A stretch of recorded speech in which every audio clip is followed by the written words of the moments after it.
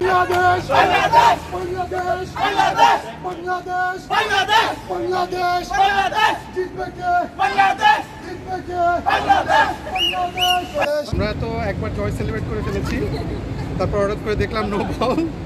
তো আমাদের মনে হলো এবার কি হলো নাকি হলো না, বাচ্চা কাচ্চা নিয়ে আসতে দেখলাম, খুব টেনশনের মধ্যে পড়ে গিয়েছিলাম।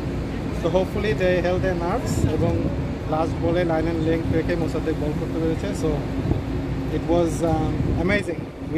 মানে একটা টিকিট, একটা খেলা দেখতে এসে দুইটা জেতা দেখা, মানে ইটস আনরিয়াল। বাট আমি এটা আগের ম্যাচেও বলেছি, মানে আমি মনে করি এবং এখন আমিও পার্সোনালি মনে করি যে আরেকটা বলার দরকার, কারণ আমরা যাকে নিচ্ছে 8 নম্বরে সে তো ব্যাটিং করার সুযোগই পাচ্ছে, তাহলে আর লাভ কি তাকে নিয়ে। সো সেই জন্য আমি মনে করি আমাদের এখানে একটা আশা করি বাংলাদেশ ফিল্ডিং আর বোলিংটা যদি ঠিক মতো করতে পারে, আমরা আশা করি ইনশাআল্লাহ আমরা জিতবো দুটোটাই।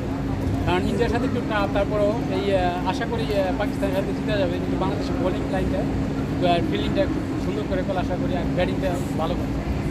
বলার সিলেক্ট করা প্রয়োজন, যেখানে যে সব প্লেয়ার আপনার ফাস্ট বোলারগুলো ভালো করতে পারে পারফরমেন্স, তাদের রাখা উচিত। T20 বিশ্বকাপে they have come from Canada.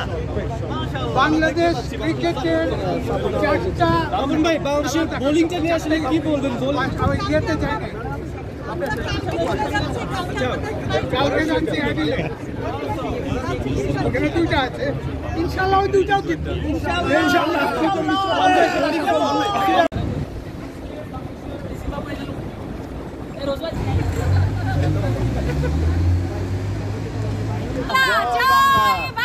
বাংলাদেশকে জিতিয়েই ছাড়লাম।